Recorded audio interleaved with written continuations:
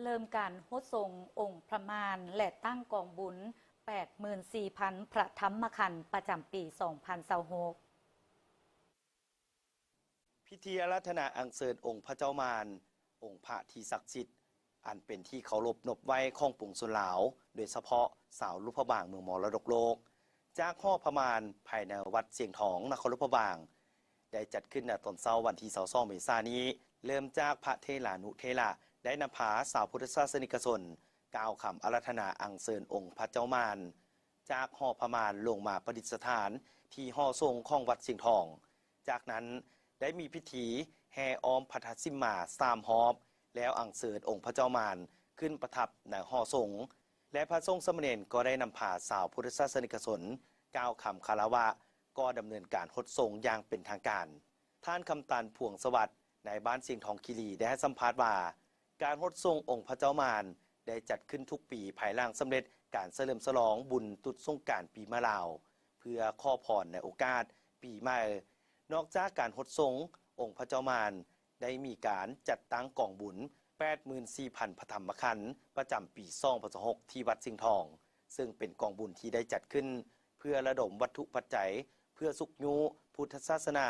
อยู่ภายในแขวงซึ่งในปีนี้มีสาวพุทธศาสนิกชนทางภายในและต่างประเทศและภายในแขวงร่วมอนุโมทนาจัดตั้งกองบุญจึงเรียกร้องให้มวลชนสาวลูกพระบางรวมทั้งแขกภายในและต่างประเทศพร้อมกันอนุโมทนาบุญและร่วมฮดทรงองค์พระเจ้ามารเพื่อให้เกิดความเป็นสิริมงคลแก่ตนเองและครอบครัวและสังคมเข้าร่วมพิธีอัญเชิญองค์พระเจ้ามารลงฮดทรงในปีนี้นำพาโดยสถุอ่อนแก้วกิติพัทโธ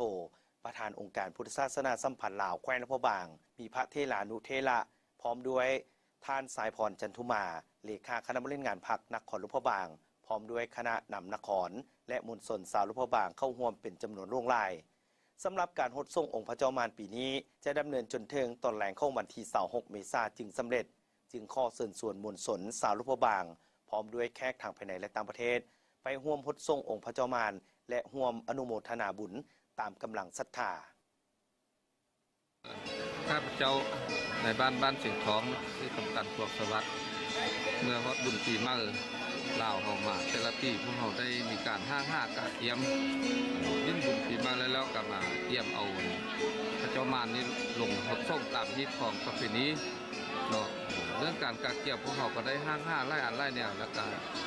มีปลูกข้ามปลูกนั้นบ่หรือว่าเตรียมแบบเฮ็ด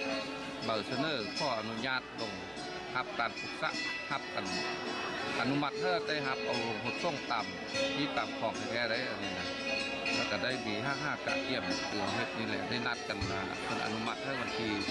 22เดือน4เนาะแต่ละปีแล้วพวกเขาจะเอาลงวันที่22เดือน4แล้วก็เอาขึ้นในบางปีเอาขึ้นวันที่26บางปีเอาขึ้นที่27อีกกรณีต้องให้เขาควบพร้อมดังนั้นกิจกรรมของเฮาแล้วก็จะมีกอง 84,000 พระธรรมขันธ์นี้ได้ร่วมจัดเข้ามาในกันได้หลายปีแล้วปฏิสารเนาะได้จัดกอง 84,000 พระธรรมขันธ์คือว่านี้แล้วก็เป็นเอาทำคุณกับศาสนาแล้วก็มีคนญาติโยมคนก็มีพี่มีน้องมาแต่ตามประเทศบ่มาแต่ทางใน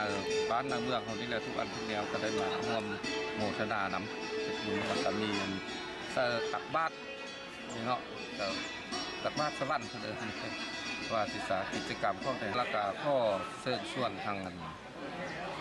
พี่น้องพ่อแม่ประชาชนทั้งหลายแหละทางภายในและต่างประเทศบ่แล้วก็ผู้อยู่ไกลและอยู่ไกลทั้งหลายทั้งมวลแล้วก็มาร่วม